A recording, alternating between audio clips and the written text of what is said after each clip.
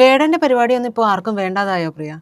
അതെ, ഏതാണ്ട് അങ്ങനെ തന്നെയാണ് കാര്യങ്ങൾ. വേടൻ കഴിഞ്ഞ ദിവസം തിരുവനന്തപുരത്ത് ഒരു പരിപാടി നടത്തുന്നു. തിരുവനന്തപുരം വെഞ്ചാറമൂട്ടിലാണ് റാപ്പർ വേടൻ്റെ ഹിരൺദാസ് മുരളി എന്ന് പേരുള്ള വേടൻ എന്ന് വിളിപ്പേരുള്ള വേടൻ്റെ പരിപാടി നടക്കുന്നത്. സാധാരണ വേടൻ്റെ പരിപാടിക്ക് വേണ്ടിയിട്ട് മണിക്കൂറുകൾ കാത്തു നിൽക്കുന്ന കുട്ടികൾ അവരെന്നിട്ട് വേടനെ കണ്ടില്ല എന്ന് പരിവേദനം പറയുന്നു. ഇങ്ങനെ വലിയ തോതിലുള്ള വീഡിയോകളൊക്കെ വലിയ ഇതാവുന്നു. വേടനെ കാണാൻ വേണ്ടി മാത്രമാണ് ഞങ്ങളിവിടെ വന്നത് എന്ന് പറഞ്ഞുകൊണ്ട് ആർത്ത് വിളിക്കുന്ന യുവാക്കളെയൊക്കെയാണ് നമ്മൾ സാധാരണ കാണാറുള്ളത്. പക്ഷേ വേടനെതിരെ ഒരു ആരോപണം വന്നു. ഒന്നല്ല, 2 ആരോപണം. അതിജീവിതമാർ 2 പേരാണ്. വേടനെ സംരക്ഷിക്കാൻ നിന്ന ഭാഗ്യലക്ഷ്മി അടക്കമുള്ളവരുടെ നിലപാടും നമുക്കറിയാവുന്നതാണ്. അപ്പോൾ ശ്രീജിത്ത് പണിക്കരുമായിട്ട് ഒരു ചർച്ച ഉണ്ടാവുകയും അത് വൈറലാവുകയൊക്കെ ചെയ്തു. അപ്പോൾ ശ്രീജിത്ത് പണിക്കർ ചോദിക്കുന്നുണ്ട്, വേടന് അവാർഡ് കൊടുത്തത് നിങ്ങളല്ലേ? വേടന് അവാർഡ് കൊടുക്കാൻ ചെന്നത് ആ ജൂറിയിലെ അംഗമായിരുന്നല്ലോ നിങ്ങൾ. അത് വേടൻ്റെ വേറെ കാര്യമാണ്. കോടതി തന്നെ പറഞ്ഞിട്ടുണ്ട് വേടൻ എന്താണ് ഉഭയസമ്മതത്തോടു കൂടിയുള്ള ബന്ധമായിരുന്നു. അപ്പോൾ ശ്രീജിത്ത് പണിക്കർ തിരിച്ചു ചോദിക്കുന്നുണ്ട്, ഇവിടെ ദിലീപ് കുറ്റക്കാരനല്ല എന്ന് കോടതിയല്ലേ പറഞ്ഞത്? അപ്പോൾ അത് വേറെ ഇത് വേറെ, വേടനും വേറെ, വേടൻ്റെ പീഡനം വേറെ, ദിലീപിൻ്റെ കേസ് വേറെ, അങ്ങനെയാണ് പറയുന്നത്. അപ്പോൾ വേടൻ്റെ അതിജീവിതയ്ക്കൊപ്പം അല്ല ഭാഗ്യലക്ഷ്മി എന്നുള്ളതാണ് ഇതിനകത്ത് ഏറ്റവും പ്രധാനപ്പെട്ട കാര്യം. അത് പൊതുസമൂഹത്തിന് മൊത്തം അറിയാം അവരുടെ ഇരട്ടത്താപ്പ് എന്താണെന്നുള്ളത്. അപ്പോൾ ഇവിടെ എന്താണ് സംഭവിച്ചതെന്ന് പറഞ്ഞാൽ, ഇത്തരത്തിൽ വേടനെ പറ്റിയിട്ട് പൊതുസമൂഹം നന്നായിട്ട് വിലയിരുത്തി. ഈ വേടൻ്റെ പീഡന പരാതി മാത്രമായിരുന്നെങ്കിൽ കുഴപ്പമില്ലായിരുന്നു. സർക്കാർ പിടിച്ച് അവാർഡും കൂടെ കൊടുത്തതോടുകൂടി വേടൻ ജനമനസ്സുകളിൽ നിന്ന് പുറത്തായി. ഈ വന്നിരിക്കുന്ന പെൺകുട്ടികൾക്കൊക്കെ കൃത്യമായിട്ട് അറിയാമല്ലോ, മനസ്സിലാവുമല്ലോ. ഒരു കേസിലല്ല പെട്ടിരിക്കുന്നത്, 2 കേസാണ്. അപ്പോൾ 2 പീഡന കേസിൽപ്പെട്ട വേടൻ എങ്ങനെയാണ് മര്യാദരാമനാവുന്നത് ഇല്ലെങ്കിൽ മാന്യനാവുന്നത് എന്നുള്ളൊരു ചോദ്യമുണ്ട്. അപ്പോൾ ഇവിടെ ആ 2 പരാതികൾ വന്നതിന് പിന്നാലെ വേടൻ ആരാണ്, എന്താണ്, എങ്ങനെയുള്ളവരാണ് എന്നുള്ളതിനെ പറ്റിയിട്ട് ബോധ്യം വന്ന ജനങ്ങൾ വേടൻ്റെ പരിപാടി ഉപേക്ഷിച്ചു എന്ന് വേണം മനസ്സിലാക്കാനായിട്ട്.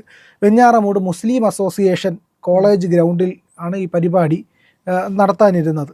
അപ്പോൾ ഈ പരിപാടി നടത്താനിരുന്നു. പരിപാടിക്ക് ശനിയാഴ്ച രാത്രിയാണ് പരിപാടി, അതായത് ഇന്നലെ രാത്രിയാണ് പരിപാടി നടത്താനിരുന്നത്. 10,000-ലേറെ ആൾക്കാരെയാണ് സംഘാടകർ പ്രതീക്ഷിച്ചത്. 1000-ലേറെ വാഹനങ്ങൾ വരുമെന്ന് വിചാരിച്ചു. 100-ൽ താഴെ വാഹനങ്ങളാണ് ഇവിടെ വന്നത്. ഗ്രൗണ്ടിൻ്റെ ഒരു ഭാഗത്ത് കുറച്ച് പേർ വന്നിരുന്നു. എന്നതിനപ്പുറത്തേക്ക് ഒരൊറ്റ കുഞ്ഞുങ്ങൾ ആ പ്രദേശത്തുള്ളവരാരും പോലും ഈ പറയുന്ന വേടൻ്റെ പാട്ട് കേൾക്കാൻ എത്തിയില്ല എന്നുള്ളതാണ്. വേദിക കമ്മ്യൂണിക്കേഷൻസും ഗ്രീൻ പാർക്ക് ഇവൻസും ചേർന്നാണ് വീര മ്യൂസിക് നൈറ്റ് എന്ന പേരിൽ പരിപാടി സംഘടിപ്പിച്ചതെന്നാണ് വാർത്ത വരുന്നത്. വേദിക കമ്മ്യൂണിക്കേഷൻസ്, ഗ്രീൻ പാർക്ക് ഇവൻസ്. ഒരു മുസ്ലിം അസോസിയേഷന്റെ പേര് പറഞ്ഞത് അത് ഗ്രൗണ്ടാണ്. മുസ്ലിം അസോസിയേഷൻ കോളേജിന്റെ ഗ്രൗണ്ടിൽ വെച്ചിട്ടാണ് ഈ പരിപാടി നടത്തിയത്. ആ പരിപാടിയിലാണ് ഇത്തരത്തിൽ ആൾക്കാരില്ലാതെ ആയത് എന്നുള്ളതാണ്. അപ്പോൾ ടിക്കറ്റ് വെച്ചായിരുന്നു പ്രോഗ്രാം. ഓൺലൈനായി ബുക്ക് ചെയ്യാനുള്ള സംവിധാനം പോലും ഏർപ്പെടുത്തിയിരുന്നു. മാസങ്ങൾക്ക് മുമ്പ് സോഷ്യൽ മീഡിയയിലൂടെ വൻ പ്രചാരണമൊക്കെ ഇവർ ആരംഭിക്കുകയൊക്കെ ചെയ്തു. അപ്പോൾ എ റഹീം ആയിരുന്നു ഇതിനകത്ത് പ്രധാനമായിട്ട് ആശംസ നേർന്നു വന്ന MP. എ റഹീം എംപിയുടെ സ്ഥലമാണ് വെഞ്ഞാറമൂട് പെരപ്പൻകോട്. അപ്പോൾ തൊട്ടടുത്ത് എന്താണ് അതിൻ്റെ കൂടെ തന്നെ DK മുരളി എന്ന് പറഞ്ഞൊരു MLA കൂടിയുണ്ട്. വാമനാപുരം MLA ആണ്. ആ വാമനാപുരം MLAയും വേടൻ ആശംസയൊക്കെ നേർന്നുകൊണ്ട് വന്നു. എന്തായാലും വേടൻ്റെ പരിപാടി വൻ ഹിറ്റാവുമെന്നൊക്കെയുള്ള പ്രതീക്ഷയിൽ ഇവരെല്ലാവരും ഇങ്ങനെ ഇരിക്കുമ്പോൾ ഇത്രയും ആൾക്കാർ, 10,000-കണക്കിന് ആൾക്കാർ വരുമെന്നും ഒക്കെ വിചാരിച്ചിരുന്നു. അപ്പോൾ എ റഹീമാണെങ്കിൽ വെച്ച് തള്ളുകയും ചെയ്തു. വേടൻ്റെ പാട്ടും പരിപാടിയൊക്കെ ഉണ്ടല്ലോ, അത് ജനങ്ങൾ ഹൃദയത്തിലേറ്റെടുത്ത് വേടനെ ഇങ്ങനെ ഉയർത്തി ഇങ്ങനെ വെഞ്ഞാറമൂടിൻ്റെ ഏറ്റവും വലിയ സംഭവമാക്കി ഇങ്ങനെ കൊണ്ട് നടക്കുമെന്നാണ് എ റഹീം പറഞ്ഞത്. പക്ഷേ അതൊന്നും നടന്നില്ല. ആൾക്കാർ തീരെ കുറവായിരുന്നു. വാഹന സൗകര്യത്തിന് വേണ്ടി വലിയ അറേഞ്ച്മെൻ്റൊക്കെ ചെയ്തു, ഒന്നും ഉണ്ടായില്ല. അപ്പോൾ സോഷ്യൽ മീഡിയയിൽ ഇപ്പം വലിയ ചർച്ച നടപ്പുണ്ട്. വേടൻ്റെ പരിപാടിക്ക് ആരും പോയില്ല, ജനത്തിന് കാര്യം മനസ്സിലായി. തദ്ദേശ സ്വയംഭരണ തെരഞ്ഞെടുപ്പുകളിലെല്ലാം കാര്യങ്ങൾ കൃത്യമായിട്ട് ജനങ്ങൾക്ക് ബോധ്യപ്പെട്ടതിൻ്റെ റിഫ്ലക്ഷൻ വന്നിട്ടുണ്ട്. അപ്പോൾ വേടൻ എന്തുകൊണ്ടാണ് ഇത്തരത്തിൽ ആൾക്കാരുടെ പിന്തുണ പെട്ടെന്ന് നഷ്ടമായത് എന്നുള്ളതിൻ്റെ ചർച്ച സോഷ്യൽ മീഡിയ നടക്കുന്നു. സ്വാഭാവികമായിട്ടും ഒരു പീഡന പരാതി ഉയർന്ന ആൾ, സഭ്യമല്ലാത്ത രീതിയിൽ ഒരുപാട് പ്രശ്നങ്ങളുണ്ടായ ആൾ, കഞ്ചാവ് വലിച്ചുകൊണ്ടിരുന്നിടത്ത് നിന്ന് പോലീസ് എക്സൈസ് പിടിച്ചുകൊണ്ട് പോയ ആൾ കഞ്ചാവുമായിട്ട് പിടികൂടി. അപ്പം ഇയാൾ ഈ പറയുന്ന പാട്ടും ഡാൻസും ഒക്കെ ആയിട്ട് നടപ്പുണ്ടല്ലോ, ഈ സാധനമായിട്ടൊക്കെ നടക്കുമ്പോഴും ഇയാളുടെ പ്രവർത്തികൾ ഇതാണ് എന്നുള്ളത് കൃത്യമായി മനസ്സിലാക്കിയിട്ട് പൊതുസമൂഹം വിലയിരുത്തുകയാണ്. ഇയാളുടെ സംഗീതം ഞങ്ങൾക്ക് വേണ്ട, കലർപ്പില്ലാത്ത ശുദ്ധമായ സംഗീതം ഇവിടെ ഉണ്ട്.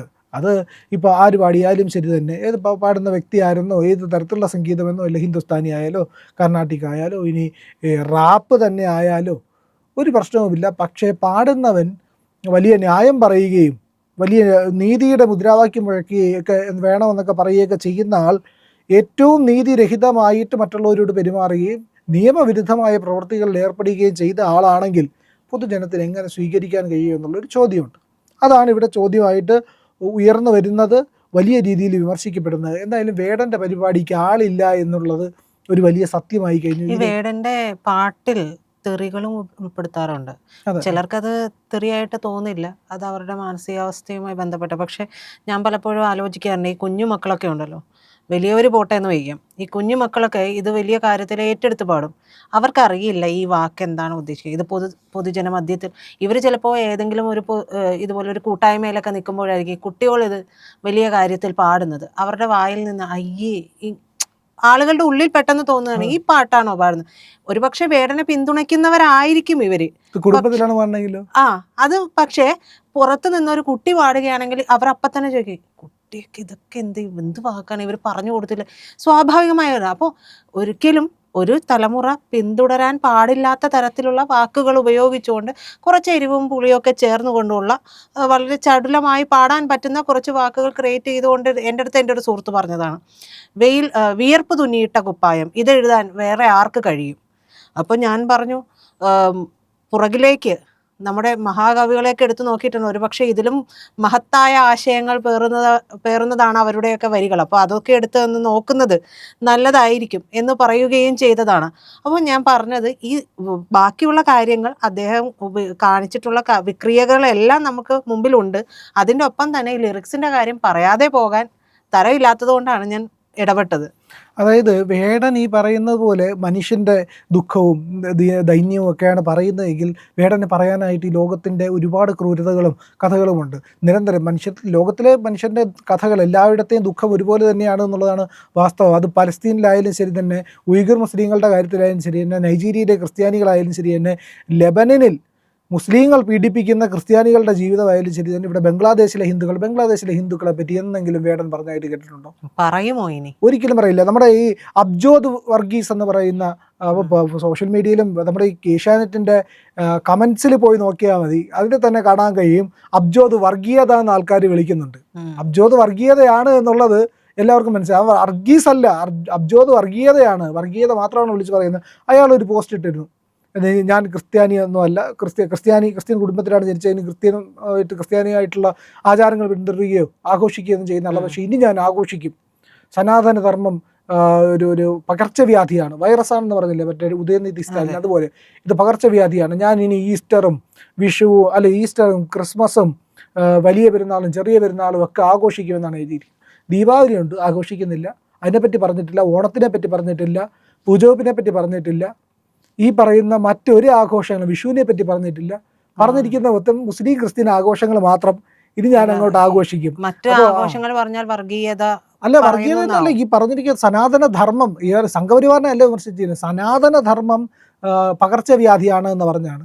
ഇത്രയും അധമമായിട്ട് ചിന്തിക്കുന്ന സനാതന ധർമ്മം പകർച്ചവ്യാധിയാണെന്ന് പറഞ്ഞാൽ, പകർച്ചവ്യാധി നമ്മൾ എന്താ ചെയ്യുന്ന, ഒരു ഒരു പകർച്ചവ്യാധിയാണ്, ഇല്ലെങ്കിൽ കൊറോണ പകർച്ചവ്യാധിയാണ്, ഇല്ലെങ്കിൽ മറ്റേതെങ്കിലും കോളറ, എലിപ്പനി, ഇതൊക്കെ പകർച്ചവ്യാധികളായതുകൊണ്ട് നമ്മൾ എന്ത് ചെയ്യും, അതിനേക്ക് എറാഡിക്കേറ്റ് ചെയ്യുമെന്ന് പറഞ്ഞാൽ നശിപ്പിക്കും. അപ്പോൾ ഹിന്ദു മതവും സനാതനധർമ്മവും പകർച്ചവ്യാധിയാണെന്ന് പറഞ്ഞാൽ അതിനെ എറാഡിക്കേറ്റ് ചെയ്യണം, ഈ പറയുന്ന ഹിന്ദുക്കളെ മുഴുവൻ കൊല്ലണമെന്നാണ് ഈ പറയുന്ന അബ്ജോദ് പറഞ്ഞത്.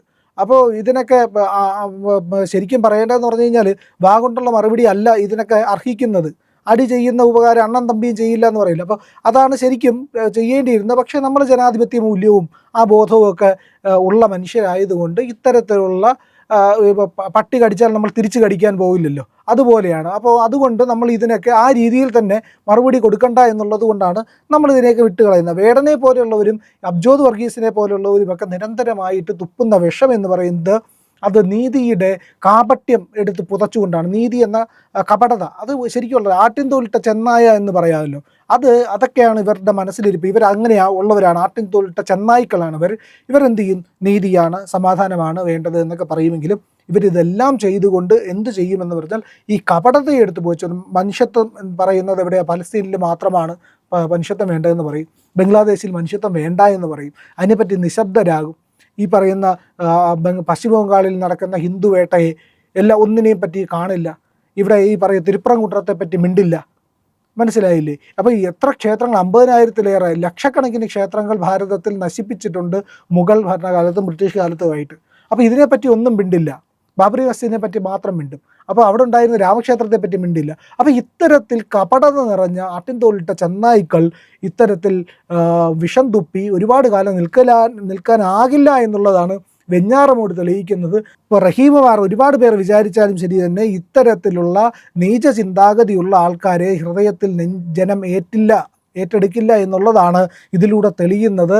വേടൻ്റെ പരിപാടിക്ക് ആളില്ലാതായതിൻ്റെ അർത്ഥം മറ്റൊന്നുമല്ല, കപടതയെ, അനീതിയെ, ദുഷ്ടതയെ, ആട്ടിൻതോലിട്ട ചെന്നായിക്കൂട്ടത്തെ മനുഷ്യർ തിരിച്ചറിയും, അവർ ആട്ടി ഓടിക്കും എന്നുള്ളതാണ് ഇതിൽ നിന്ന് മനസ്സിലാകുന്ന കാര്യം.